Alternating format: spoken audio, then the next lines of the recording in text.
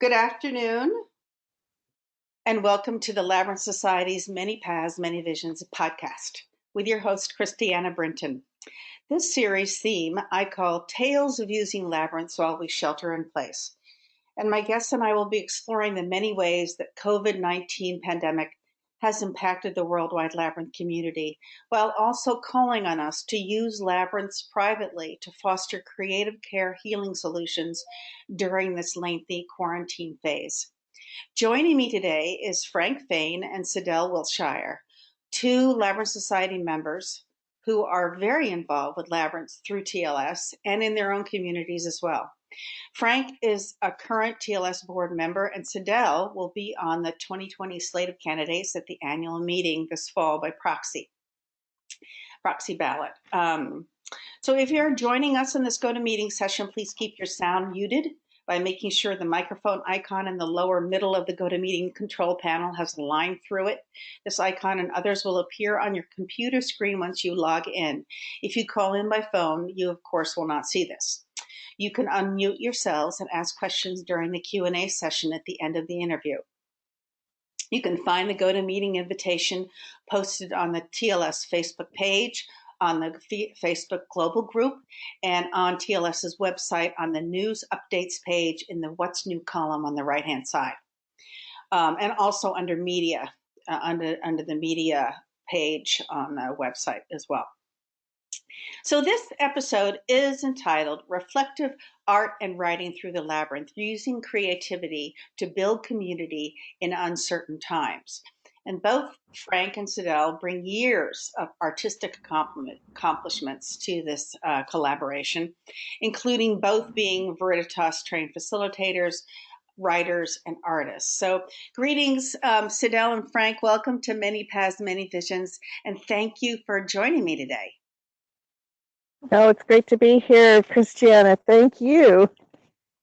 Yeah, and it's great to be here too. Thanks for inviting us. You are so welcome.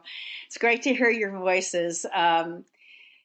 So I'm going to just jump right in because this is a really juicy topic and we have a lot to talk about in just an hour. So I usually give a bit of a background for those who don't follow Facebook, who are maybe new to labyrinths or aren't tuned into what the global labyrinth community has to offer. So can you each please expand on what I just said about you and tell our listeners why you decided to create this project together?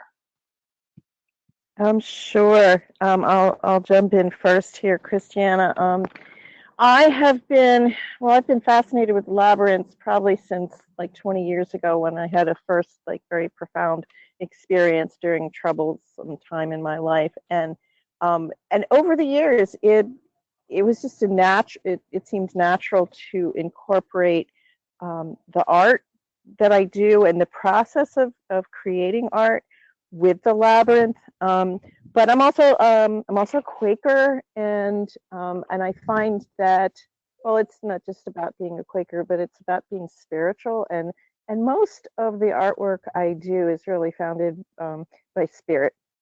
My best work comes through when I know spirit is moving through me. And Frank and I've been fascinated with poetry. I've been fascinated with writing. I am not I don't consider myself a writer, but I came across Frank's work and we started talking and come to find that we've got so much in common, especially when it comes to talking about spirituality and art together, and having spirit move through your work and mysticism. And so I had this idea pop in my head, and I invited him to consider doing a collaboration. So Frank, do you want to add to that? Yeah, I mean, I'll just take that a step further, Sadelle. I think you covered it pretty well. I had posted a poem somewhere, and I don't remember exactly where now. It's been a while. It's been 6 months or more ago, maybe longer. And Sadelle said, I'd like to collaborate with you, maybe visually. And we began talking, and we actually met through another labyrinth activity with one of our, cheerleaders like Carmel, who I know is on the call, Clive Johnson. who does what's called the Labyrinth and Lexio, and I'll be saying more about that in a minute, session. And that's where I first met Sadelle, and we began to know each other. And I think the important thing to emphasize here, especially as it relates to building community, is our work grew out of a relationship that was both based on the Labyrinth and based on some common interests. And it's out of that relationship that this project was born. And this project, as we'll share later, is growing in ways that neither of us would have expected. So, and I think I'll just leave it there, because I think that, you know, we'll go more into this in some of the questions that will follow. Thank you both. Thank you so much. So Frank,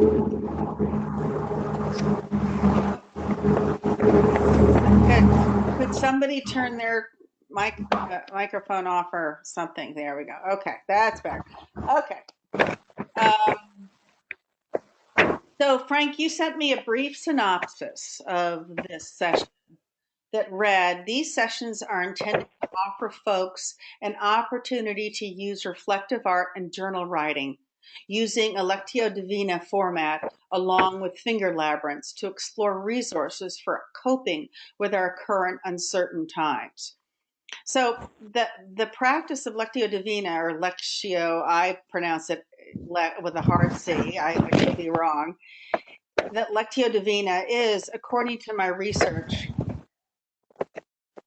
a Catholic monastic four-step practice used to communicate with God through biblical passages, thereby increasing one's knowledge of God's word as the living word of God.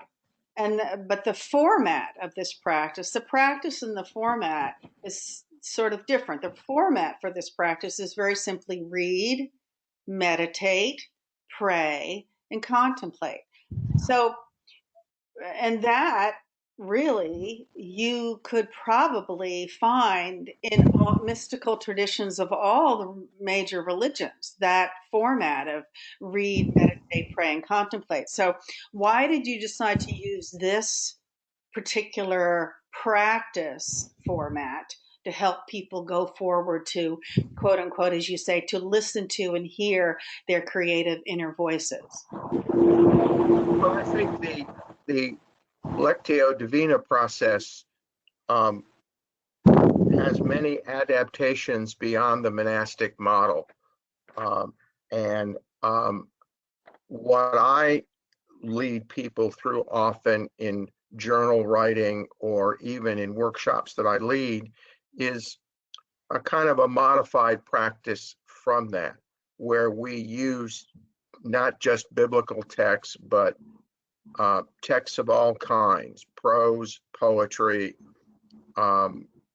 Even on occasion, we've used images, for people to meditate on and allow the images to bring forth both words and things that bubble up for people. We've adapted it in many different ways. I do a form of that in the Labyrinth and Lexio I do with Clive Johnson on Sunday afternoons. And the process is highly adaptable because it gets people into a receptive frame of mind. It invites them to look at the Frank, can I just wait? Hold on for a second. Whoever has their mic on, Sadelle, can you please mute yourself until you speak, because there's a lot of interference. I'm sorry to interrupt, Frank. That's okay. And it might be, I can't, when Sadelle's talking, I can't hear it, but possibly it's in the background noise because I know she's at a commercial coffee shop in her town. So sorry, Frank. So go ahead, keep going. The Lectio Divina process is a highly flexible format, and I've taken it with some research and work that I've done and adapted it to a much broader use. But I think the reason we've been using it in a variety of its forms is it allows people to begin to let the text or the, you know, the source text, I'll call it, that we use, help people begin to listen. And as they listen to the inner voice, that inner voice then leads them on a pilgrimage of expression. And we encourage people to take that pilgrimage of expression. We link that to the labyrinth, and then we help them find ways to take those texts or images and let those speak through some creative way.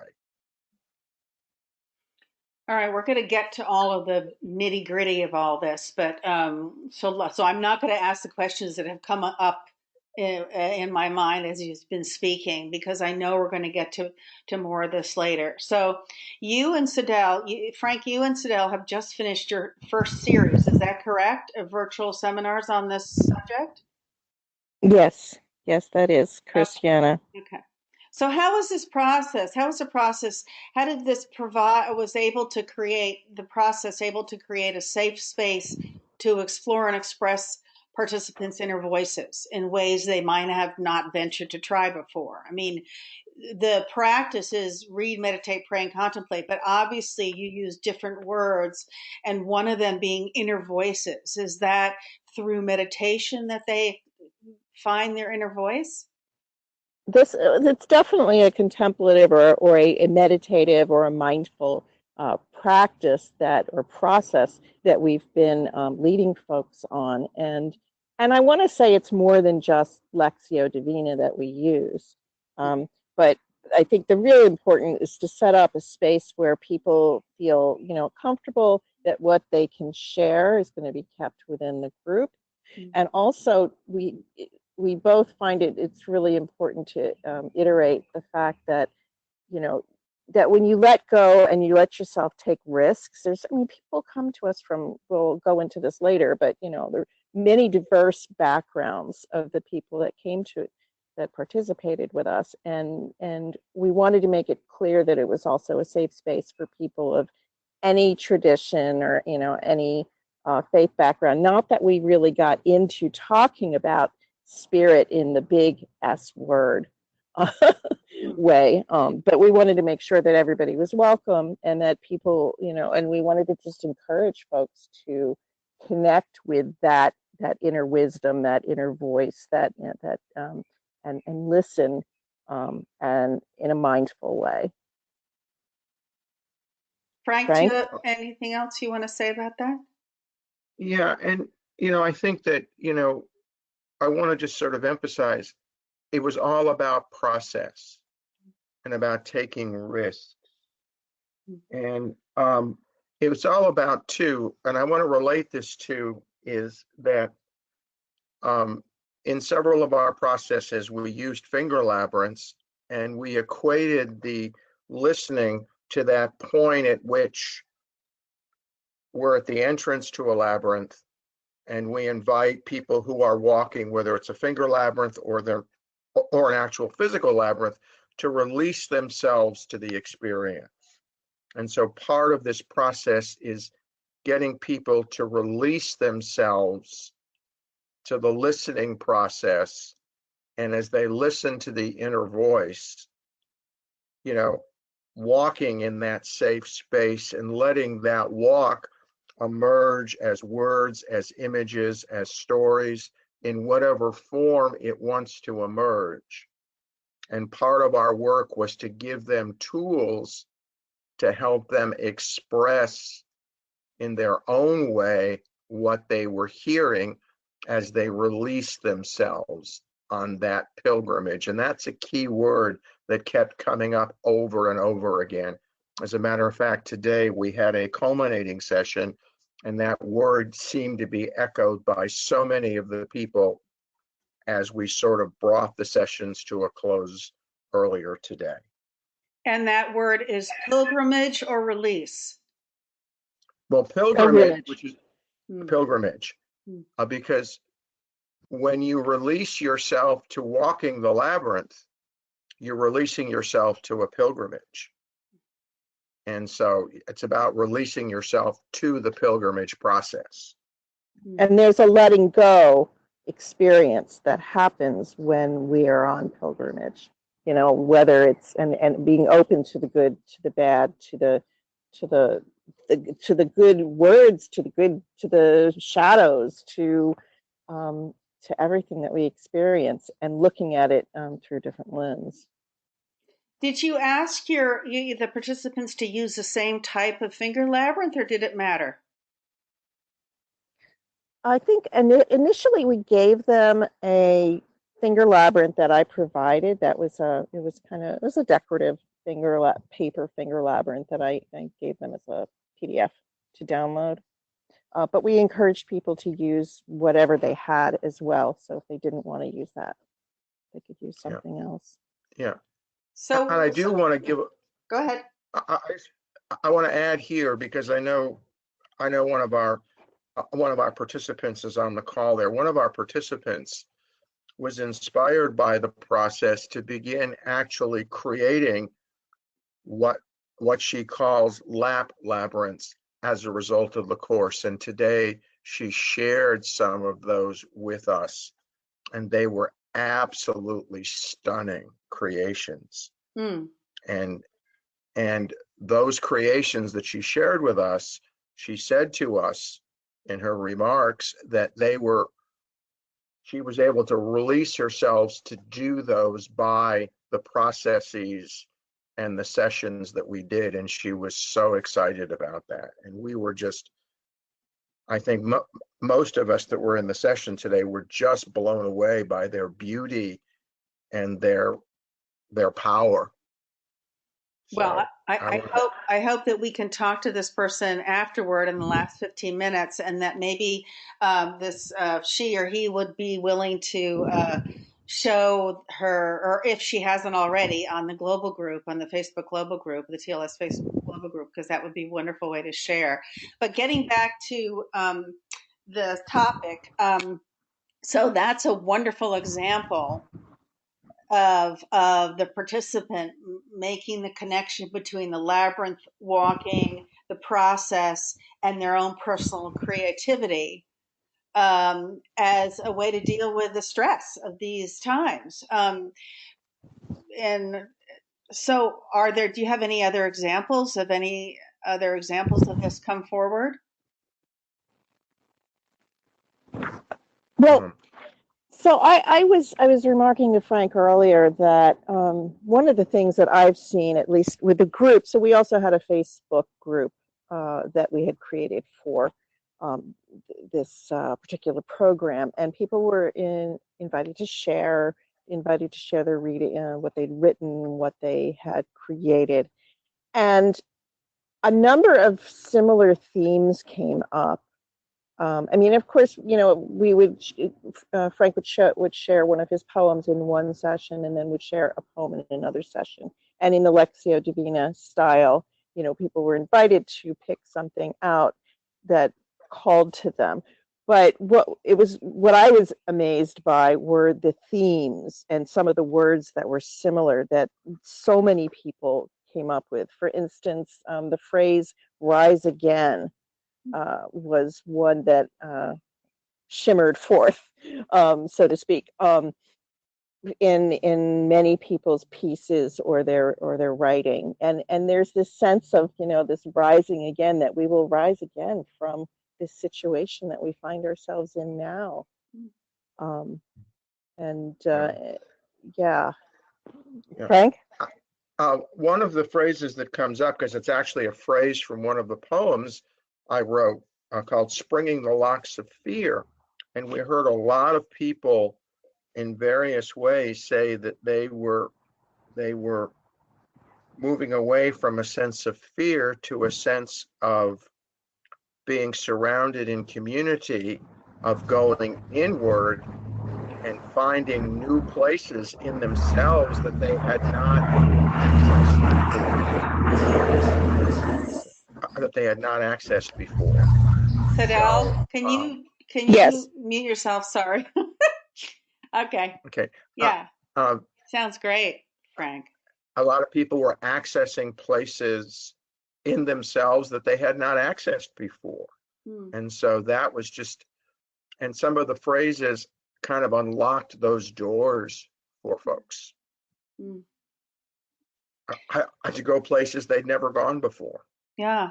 Almost as if it were a labyrinth walk, and they were getting to the center and they were receiving a gift in the center and then bringing it back out.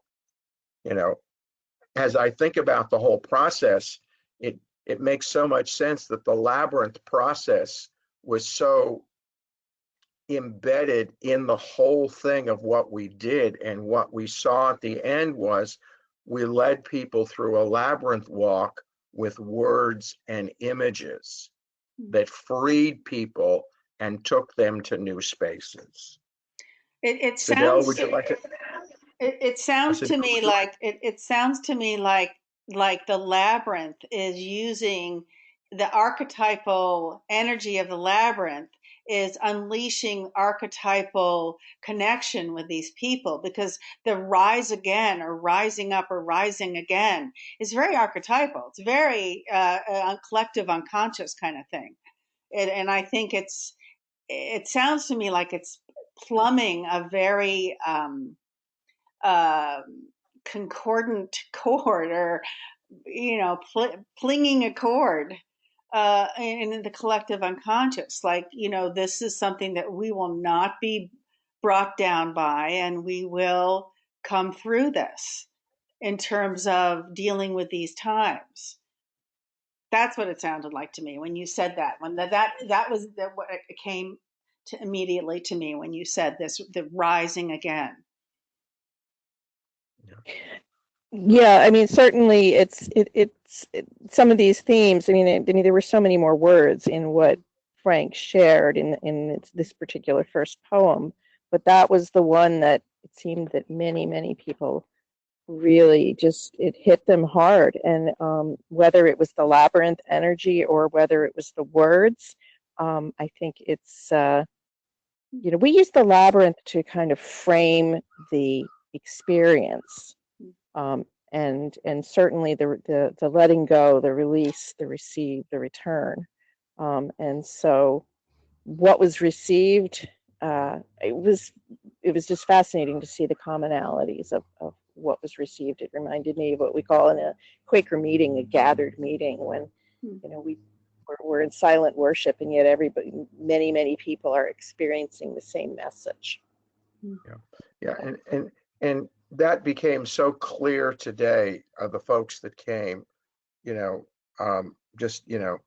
comment after comment came from individual hearts, but you could feel the collective heart gathered around so many common themes. I mean, at the end of it, Sadelle and I chatted for a moment. We were just blown away,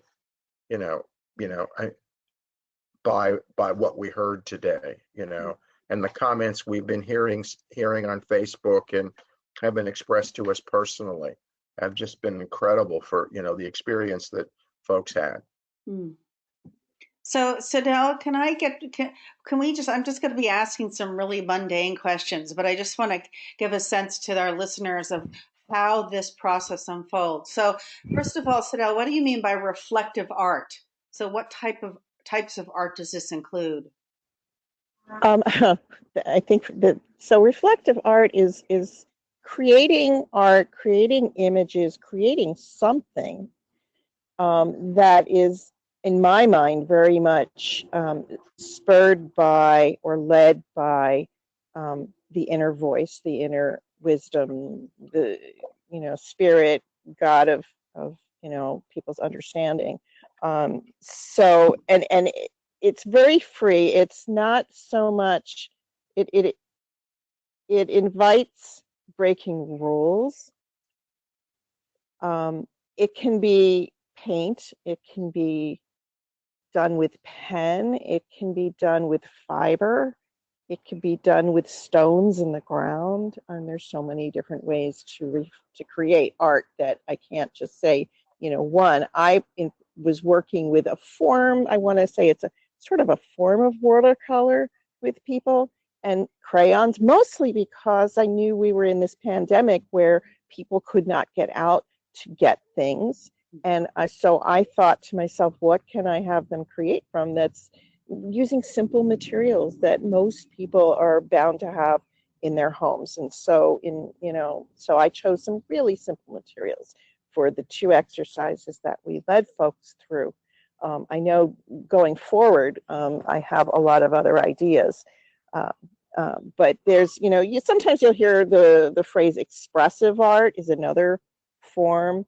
It's a process where you are really letting go of control and letting something else speak through you. And that is a really, really difficult thing for many, many people to do, because we live in such a perfectionistic society where we have to do things just so, inviting people to let go. And this is where the labyrinth is really helpful, that the labyrinth, is to bring the labyrinth process in, is and remind people that this is part of that release, and letting go and letting magic happen and expect the unexpected.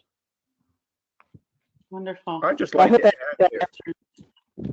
to add there, as someone who has dabbled with art in to use Sadelle's term, an expressive way, found the reflective art processes very motivating to me to go into areas where I've not gone before.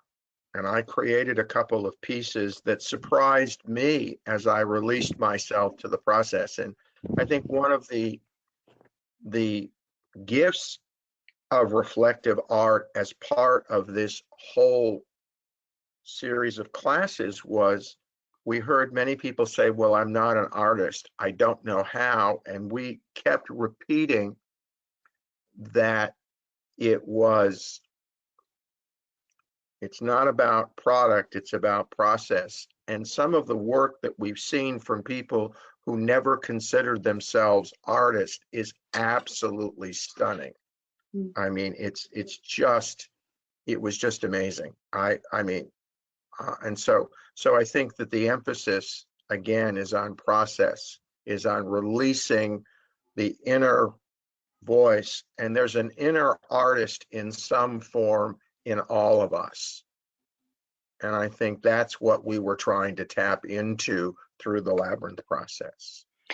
And I just want to add that art can be anything, again, that it doesn't have to be paint on paper.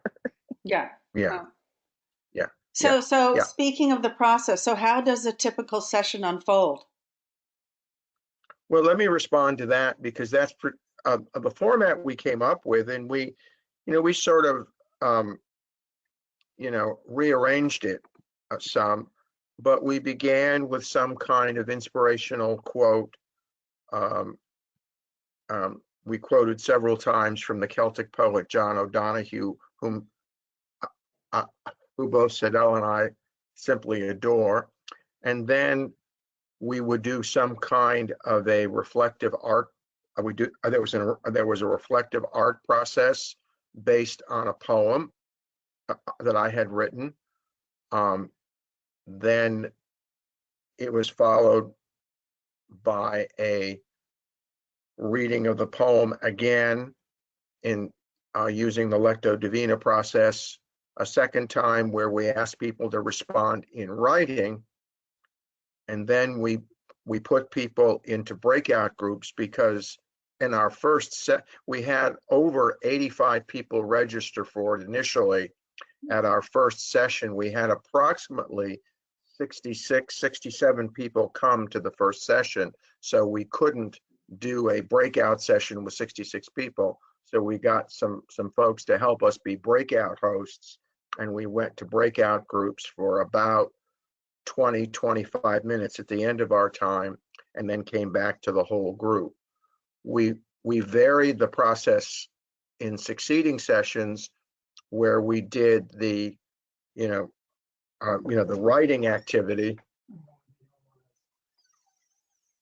That was my partner leaving to go get his eyes checked. Sorry.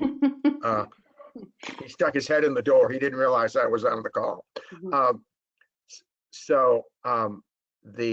We reversed it in the second and succeeding sessions where we did the reading and the writing first, and then the art, and then the breakout groups. And so we varied it.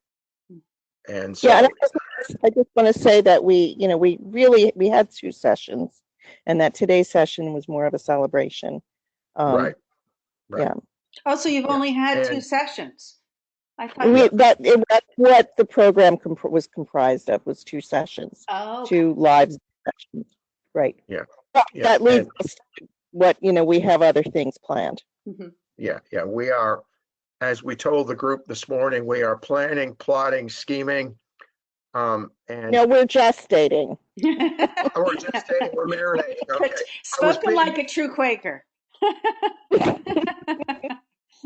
I was just being a smart aleck as I'm prone to be. But no, we are marinating, gestating, discerning, getting clearness, as the Quakers would say.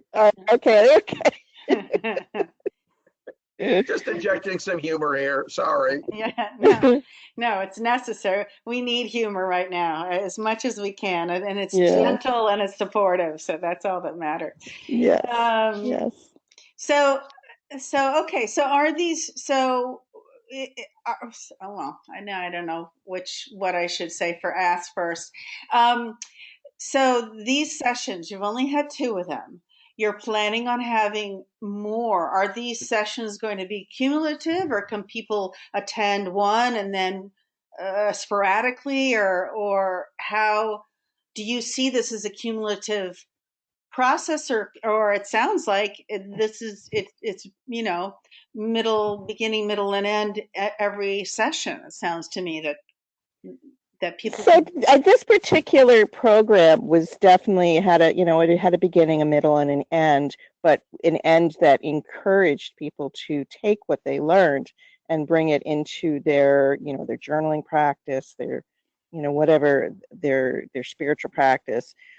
However, going forward, we're planning on doing a longer program that will most likely manifest in a monthly offering, and that people can sign up for 6 of them in a row, or that would be cumulative if they stay with us for the whole time, or they can they'll be themed, so people can come in if they want to just do 1 month, and it'll be on a particular theme. So this was, in a way, a taster. It was an experiment of Frank and I working together, because we'd never worked together before. So we wanted to see, well, how is this? Will this work? And as Frank said, we were blown away by what happened with the groups, and it's given us so many more ideas. So we are developing we're going to be developing an ongoing, I guess I want to call it a course, but it'll be, you can take it a la carte, or you can take it as a whole grouping. And one of the things we're planning to add to it is that, depending upon how you choose to do it, there'll be some add-ons, there'll be some extra Facebook Live videos, there'll be some additional digital resources they can have. We're planning to provide a lot of support between sessions, and a lot of things to sort of stoke the creativity and tools to help people as they continue this pilgrimage. Because the goal of this new series, and anything else we do, is to help the folks who have already joined us continue the creative pilgrimages they've started, and to nurture them. Because I think one of the things, and I don't think we mentioned the title of the series, and I think this is a good place to do that, is we call this Creativity and Connection. And one of our key goals was to create a community of folks who were on this journey together. And one of the key features of this, and this will probably be a key feature of what we do in the future, was a private Facebook group where people could share their work, share back and forth, and begin to develop relationships with people from all over the country, all over the world. We had some folks from India, the UK, all over the United States, South from all, Africa, Canada, yeah, South Australia. Africa, yeah, Yeah. Australia. We had people from all over the place Mm. join us, which blew us away. We didn't know where people would come from. Mm. And so, you know, a community is a key facet of this. So we're hoping people will choose to do all six, but if they can't, we understand that, but we certainly want to put an emphasis on that. I just wanted to add that to what Sadelle said. So do you think that the response that you received just after this one, and I don't know how you advertise it, we can talk about that in a minute or so, but Sadelle, I think gets your phone Yes. again. Lots going on out there in that little sleepy Vermont town. Um, so, but the sense of shared story, do you think that that is what really connected with people, to have them come on from all over the world? That this, while it is technically a Christian-based practice, the format is universal. I mean, it appeals to, doesn't matter what religion they are. It's that sense of going inward and listening to their inner voice and allowing that inner voice, sway over their five senses and producing whatever is using the labyrinth to um, funnel that energy, to make it into a pilgrimage. Do you think that this sense of shared story is what came out, is what attracted people? Oh, I I def definitely, yeah, definitely think that the shared story was very important, and also being on this journey where you're daring to risk. It was scary for some folks to do it, but they felt. I want to think they felt buoyed by the fact that there were other people going through the same thing. yeah. And I think that was definitely part of the appeal. And I think, in these times we really start, I mean, we have a lot of connection on Zoom and people are getting a little tired of being on things like Zoom, but yet we want to connect deeply. And, and, and this in this time in particular. And I also will just want to say we really tried to frame this in a way that it was open to people of all beliefs, even though Mhm. we might be using a practice. I mean, that the Lectio Divina was just one format that we used, but I have see it is applicable to so many other faiths and non-faiths, and just for tapping into that inner wisdom, that inner voice. So we were open to people doing whatever they wanted with this. If somebody was approaching it from a Christian viewpoint, that was great. If somebody was approaching it from a Buddhist viewpoint, that was great. If somebody was just taking it in and trusting in the process, that was great. So I do want to share one thing that I think is important, Christiana, is that there is a commonality in all great spiritual and mystical traditions that transcends belief systems. Mhm. And one of the things that we were very careful about is we wanted this to be a safe place where we respected whatever spiritual or faith system people came from, but we wanted to tap into those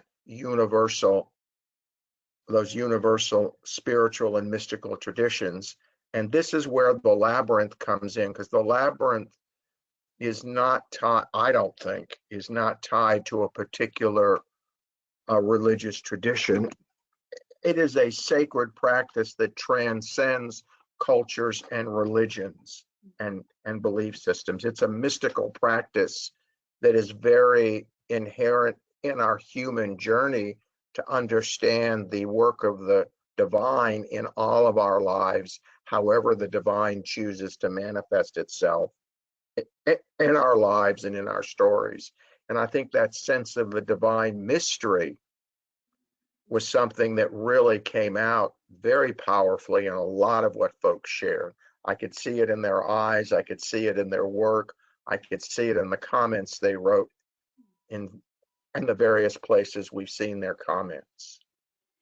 And don't you think that by using the labyrinth that is unifying and non-denominational, you're sort of bridging all of the stickiness that some people get hung up on, dogma, whatever, and just allowing the connection to be there rather than all the history and dogma and everything else that can cause issues. I mean, the mystical traditions they all point to the same source, love. I mean, everything that I've read in all the different religions, and this unifying principle of a non-polarizing unifying principle, which is so evident in labyrinth walking, no matter what design it is. So do you think, Absolutely. yeah, you think that sense of so did you find that there was a sense of relief as well as release? Oh, absolutely.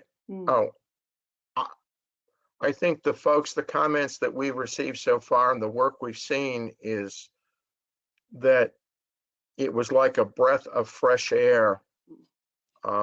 And it was a way in which folks began to tap into stuff that they were feeling, but didn't have the tools or the ways in which to begin to tap into it. And what we did began to open those doors, take them into what Phil Cousineau calls in his book, The Art of Pilgrimage, that secret room that's in all of us where the unsayable gathers.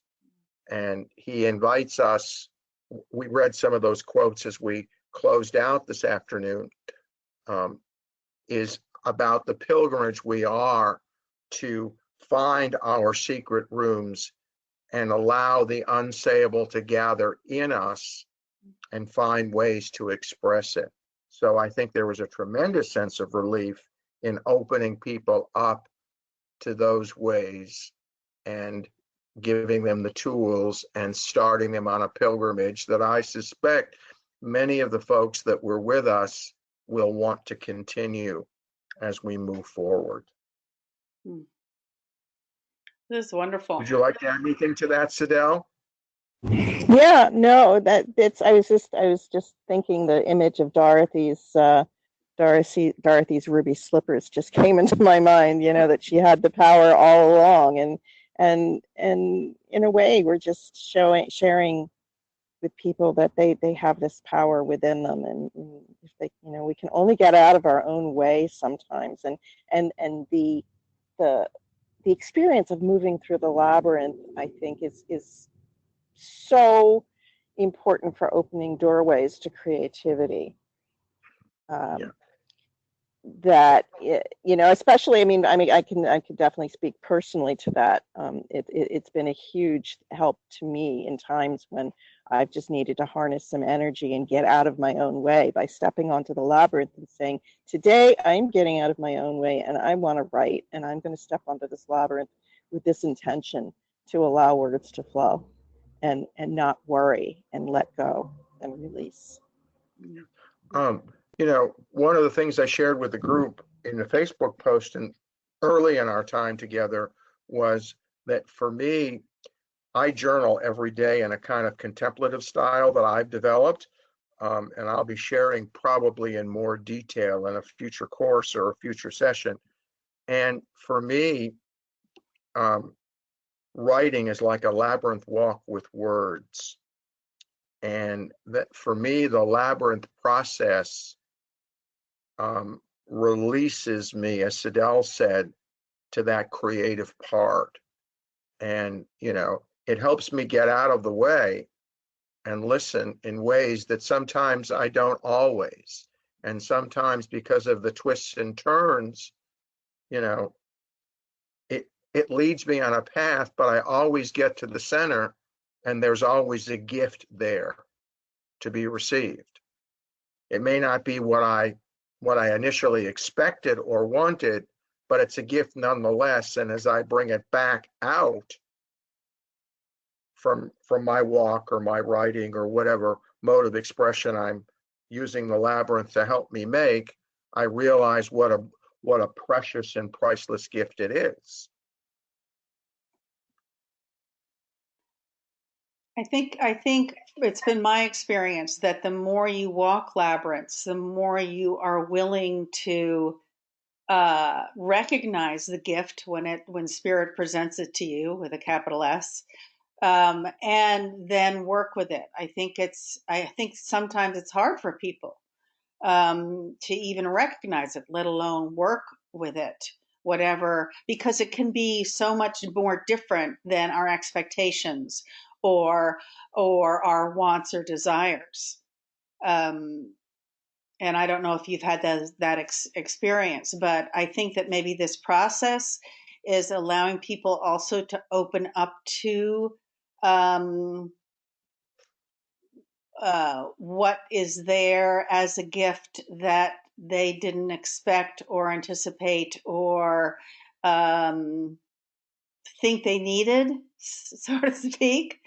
That this process allows people to really let go and just be receptive. Well, let me share one thing. Absolutely. Absolutely. I want to share one. I'm looking at our time, and I know we have to go into the Q&A in just a moment or two, but I want to share one story because I was almost in tears this morning or this afternoon or whenever it was. Time has been very fluid these days. Time and days. I don't know what time it is, what day it is, that kind of stuff lately. Anyway, a very dear friend of mine was in the class and she shared today. And her comments to me were that she was so appreciative because it opened her to parts of herself that she thought were gone. And it enabled her to connect personally with another woman. She's living out in the Portland area, and one of our other attendees lives probably close by or within shouting distance, as we would say, and both are expecting grandchildren, but because of the situation, they can't connect with their pregnant daughters, and that's a grief for them. And they were able to connect and share that. But then my friend shared with us this morning that she was so grateful for the process because it enabled her to see a pilgrimage that she'd be on and begin to move in a direction. And she shared a drawing that was just absolutely stunning that's been emerging. And she said, because of her work with us, something had been awakened that had been long asleep for her. And the look on her face was just, the smile was, the radiance was just glorious. And coming from my friend who I know well and know struggles well, it almost brought me to tears.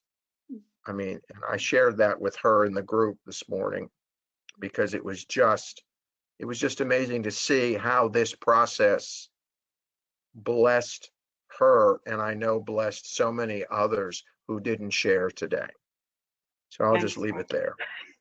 Sadelle, do you have anything else you want to say before I turn it over to the Q&A? Okay. So we're done. I would say, well, I guess I just wanted to say that, people need to be open, just like being open to the labyrinth. Sometimes it takes time, and that sometimes this is a process, and as walking into the labyrinth, one needs to let themselves experience it. And so sometimes, I guess I wanted to address the fact that you had a question in here that we're not getting to, but about just the different people that that this might appeal to or might help. There were also people who were a little scared away by this process, I believe, that just, or that maybe it just wasn't the right time for them to go deep. But this is it's an experience of, of letting go, and sometimes that takes time. And so I'm really grateful for the people that stuck it out with us, because they saw that, just like, it takes time sometimes to just to understand the labyrinth, Yeah. and let go of those expectations. I guess that's what I'm really trying to say. And I Right. think people are wary Yeah. of the security and the safety issues too. You know, they're Absolutely. everything is so questionable, and everybody is really on a fine line, and people are yelled at in their faces now, and you know, it's a crazy world we live in now. It's hard to feel that Mm, it's a safe container, even though we know the Labyrinth is a safe container, and you know that you've created a safe container. It's hard for people to trust, I think, right. Right.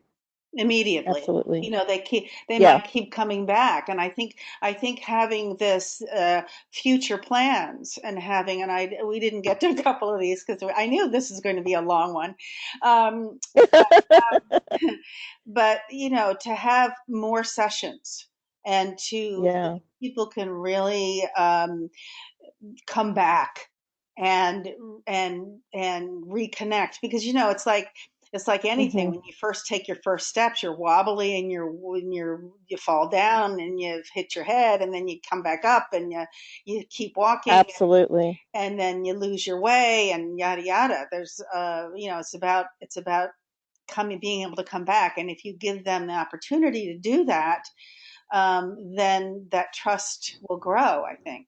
I think that's Absolutely. probably will find. I'm sure you feel that way. So let's Yes. open Yeah. it up. Yeah. I wanted to open it up to the woman who was on, who was mentioned. I think it's a woman. It might be a man. Um, in passing, in our discussion, Frank said that the person had been moved to create finger labyrinths out of the process she went through. So whoever that is, can you unmute yourself, Lois, and share with Aloha. us, or ask a question, or whatever you'd like to say? Can I share with the camera?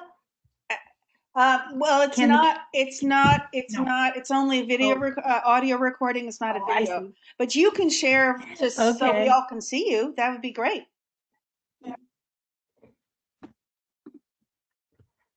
The journey that Sadelle and Frank has taken us on during this pandemic uh, was incredible. It was a treasured gift because it opened up one of those secret rooms within me and enabled me to tap into that creativity that I have and the inspiration that can come forth through my work.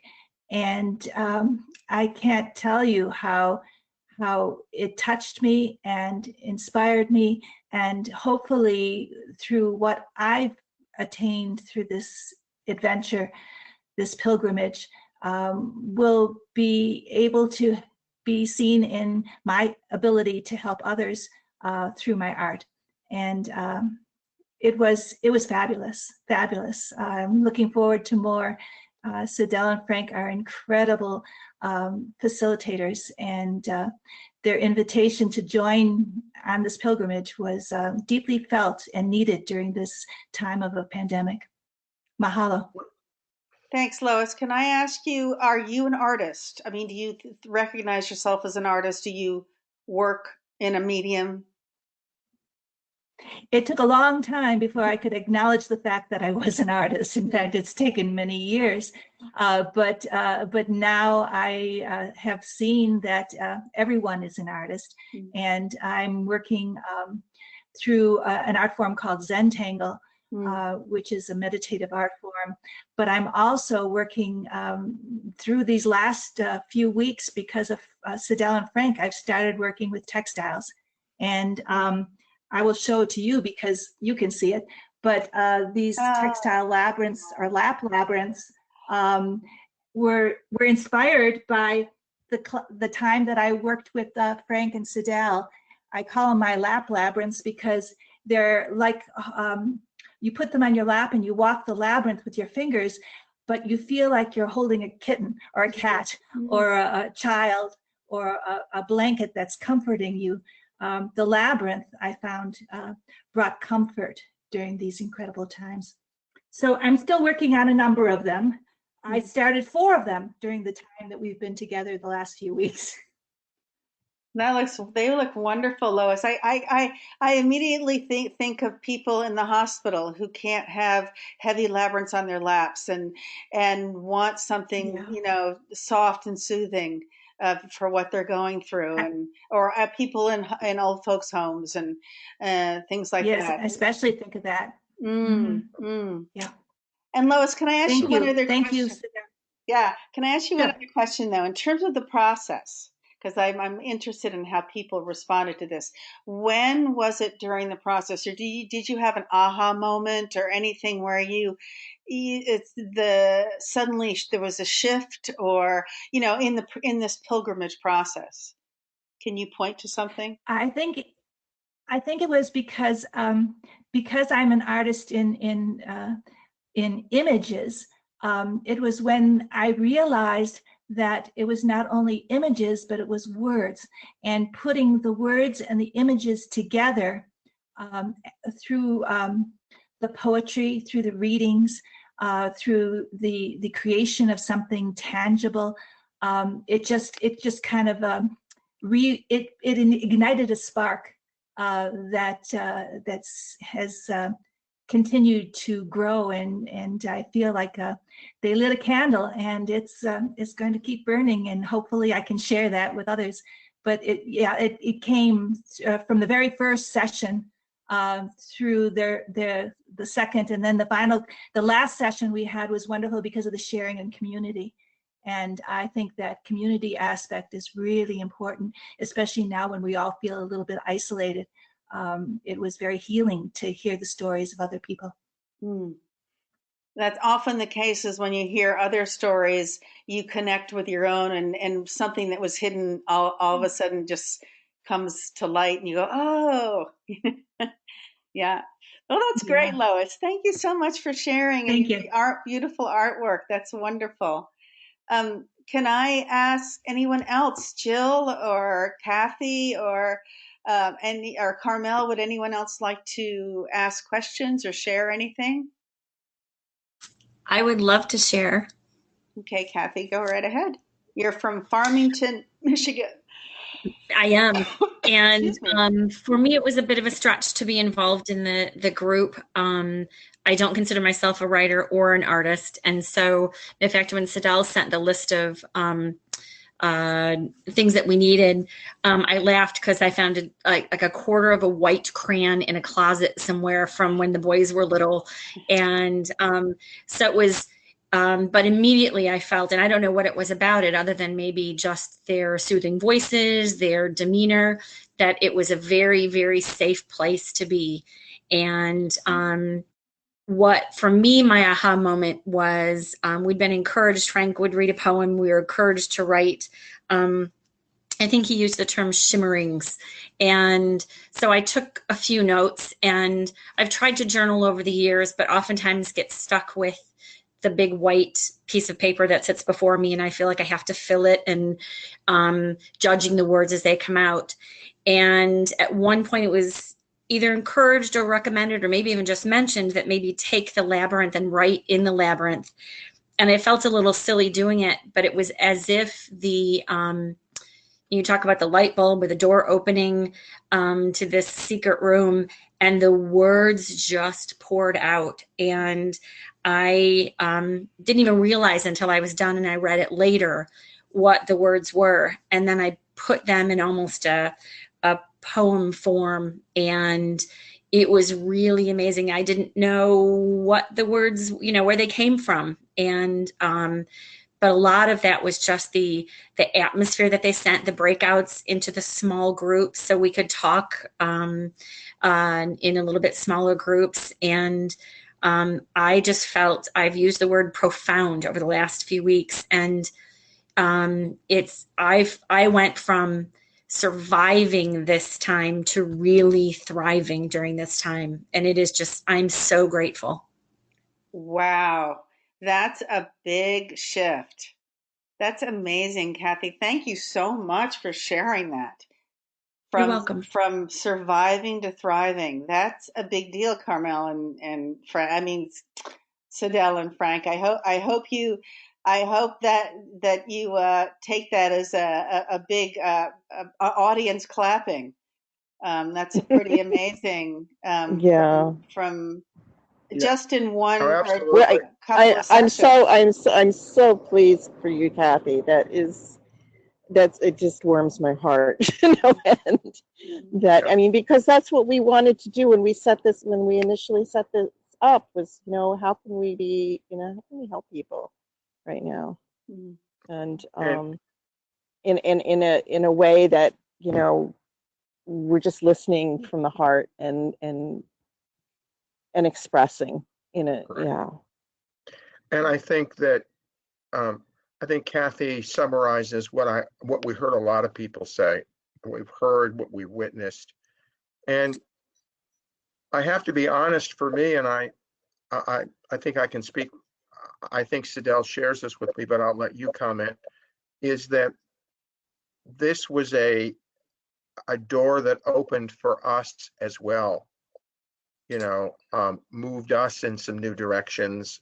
And I'm just humbled and grateful for having been able to do this with the folks, and just tremendously excited about where this will take us, because we don't know yet. We have some inklings, but we took a risk, and the risk is taking us places that we never thought we would go. And Yes, so here and we are. definitely this is for us. This was a huge risk for us. Yes. Absolutely. Yeah. I mean, we put ourselves out there spiritually and artistically and creatively in ways that we've wanted to, but had not yet done. I have to be honest with that. I mean, and I think Kathy's comments really blessed me this afternoon, because I'm now in a place where I'm putting myself out there in ways that I'm going from surviving to thriving creatively in a way that is just mind blowing for me right now. That's all I'll say. Well, it sounds like, or it seems to me that the two of you are an expression of community building. I mean, you pooled your resources, you've come together with shared interests, and you've created a very potent way of bringing people together in community in a spiritual way that feeds them. I mean, that's a big deal right now. I think Carmel wants to say something. I see your mic lit up. Oh, not really. I was just going to say how much I want one of Lois's laptop Labyrinths. I have to get in contact with her and get one. And just how much I've enjoyed being with the group and leading some of the breakout sessions. What I've really gained from it, and I don't consider myself an artist. I consider myself creative, and I do appreciate beauty. And as I said in the very beginning, I joined this group to continue to widen my heart and open my heart to sensitivities such as intuition, and moving into deeper places. It's been a nice respite in between my busy work here. You know, I'm still working the 9 to 5, so it helps me balance the push and pull of life. And I couldn't be in better company with Frank and Sadelle, that's for sure. So, and I didn't want to miss the podcast either, because you know, I just think supporting each other in community is exactly what the Labyrinth Society is all about. So thanks for letting me be a part. Thanks, Carmel. Our pleasure. Thank you. So one thing I wanted to make sure that we put on here, so how do you advertise, and where will this next series be advertised, and how do I make sure that people know about it? So yeah, so one of the things I want to say is that we did not put this out on the Labyrinth Society at all, because at the time that we were releasing this was when the Labyrinth Society was releasing all the details about World Labyrinth Day, and we just did not want to eclipse that at all. So I put this out on my email list. So, and I had a pretty big email list. So I put this out on my email list. Frank sent this to people on his list. And then we put it out in Facebook on just like our regular page, I believe. And I did, I think I had a few Instagram posts, but it was mostly email. I want to say email and a little bit of Instagram. And we're hoping to do, we still have we still have to talk about how we're going to get the word out going forward. But we definitely have plans to do that. Yeah, Well, I think one of the things we'll probably.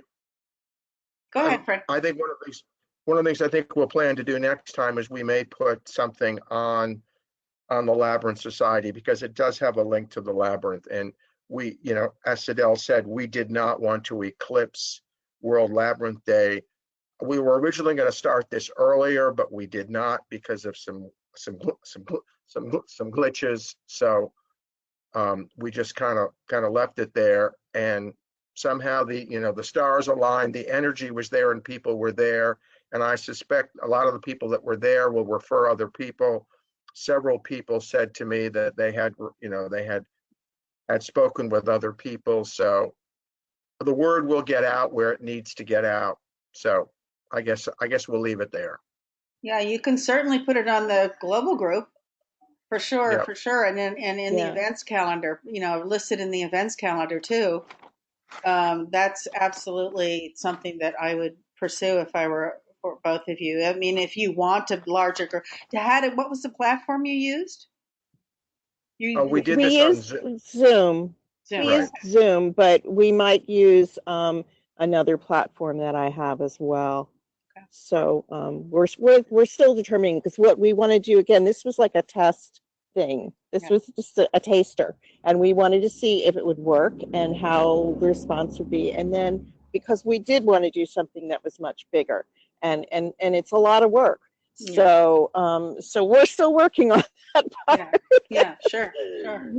Yeah, especially if you want to have breakout groups and stuff like that. That's a big, And there's costs, there's costs involved, as you know, with maintaining connections like that online as well. Yeah. So we're still working on figuring out what form that's going to take. Yeah, and we're confident that it will all work out, because we know this experiment was beneficial and successful in ways that we didn't expect. But do look for more information, as we told the group this morning. Stay tuned. Stay tuned. Well, yes. Just thank you so much. We're a little bit over. That's fine. I think everybody has stayed on, because I think it sounds to me like this was, and I'm sorry I missed them. I'm not going to miss it now. I love to journal and write, and I am definitely going to be on your next one whenever you decide to open it up. But wonderful. But thank you so much for sharing this hour with me and with everyone out there. It's really been a pleasure. Thank you so much, Christiana. It's been a delight to be part of this. Yeah, and thank you as well. Well, you're very welcome. You're very, very welcome. And I think we could talk another hour easily, or at least another 45 minutes about this, because it's so juicy. And it just sort of, the whole idea of pilgrimage is a juicy one, and has been explored in so many ways. And this is a wonderful way right now to help people. And it seems like it really is. It's really, releasing people, letting people let go in a safe container. So it's many continued blessings on your path. It's really been a pleasure. Thank you so much. Thank you.